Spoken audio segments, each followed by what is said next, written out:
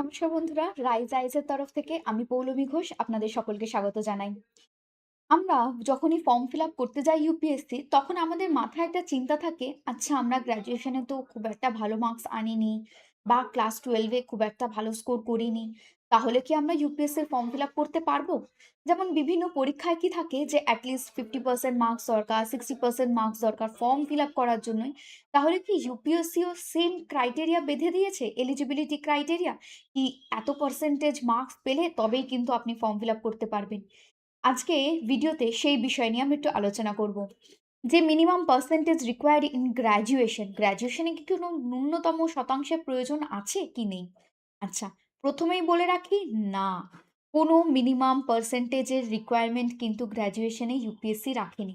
আপনি 40% পান, আপনি 80% পান বা আপনি 50% পান, কেউ কিন্তু আপনাকে ফর্ম ফিল আপ করতে বাধা দেবে না।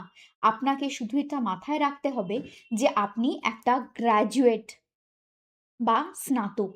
গ্র্যাজুয়েট বা স্নাতক হলেই যেকোনো ফিল্ড থেকে আপনি কিন্তু ফর্ম ফিল আপ করতে পারেন।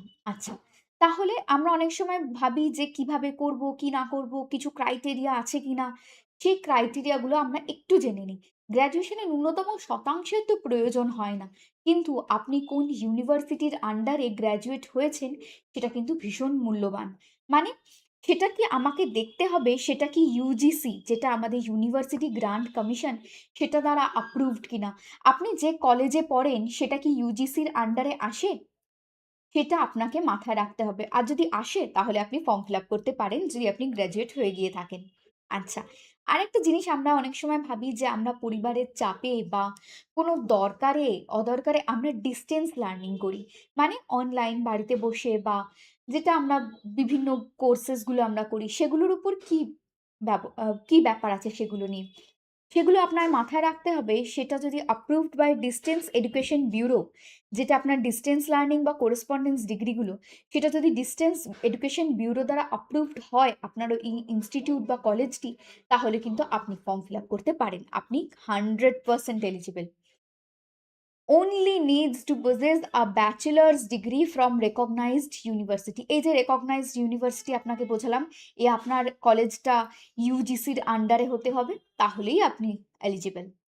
আচ্ছা, অনেক সময় কি হয়, ক্লাস 12 এর মার্কস, গ্র্যাজুয়েশনের মার্কস খুব খারাপ এসছে, কি করব? আর পড়ার আমার দ্বারা কি হবে? এত কিছু কিন্তু ইউপিএসসি আপনাদের চিন্তা করতে থেকে মুক্তি দিয়েছে। আপনি শুধু গ্র্যাজুয়েট হন, ব্যাস। আর কোনো কিছুতে আপনার ফাইনাল মেরিট লিস্ট এফেক্ট করবে না। ধরুন আপনি গ্র্যাজুয়েশনে 40% মার্কস পেয়েছেন। আর এইচএস বা 12th এ বোর্ডসে 50% মার্কস পেয়েছেন। সাপোজ এর থেকে আপনার অনেকে অনেক বেশি পেয়েছেন। সেটা কিন্তু আপনার ফাইনাল যে মেরিট লিস্ট আসবে সেটায় কিন্তু এফেক্ট কিছু ফেলবে না। মেরিট লিস্টটা কি? আপনি এই যে প্রিলিমস দেন, তারপর মেইনস দেন, তারপর ইন্টারভিউ দেন, তারপর আপনার আসে কিন্তু মেরিট লিস্ট। আপনার র‍্যাংক ওয়াইজ সেটাই কিন্তু কোনো এফেক্ট ফেলবে না।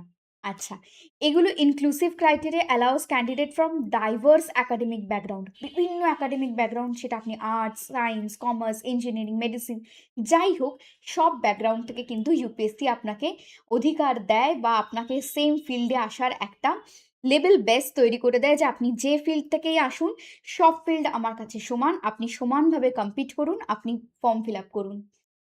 বেশ, আজকে এই অবধি এই ভিডিওতে। অন্যদিন আবার দেখা হবে। এই ভিডিওটি আপনার যদি ভালো লেগে থাকে নিশ্চয়ই বন্ধুদের সাথে শেয়ার করবেন, লাইক করবেন, এবং আপনার যদি এই পিডিএফটি দরকার থাকে আপনি ডেসক্রিপশন বক্সে যাবেন বা আমাদের রাইজ আইএএস এর যে ওয়েবসাইট আছে সেখানে যাবেন।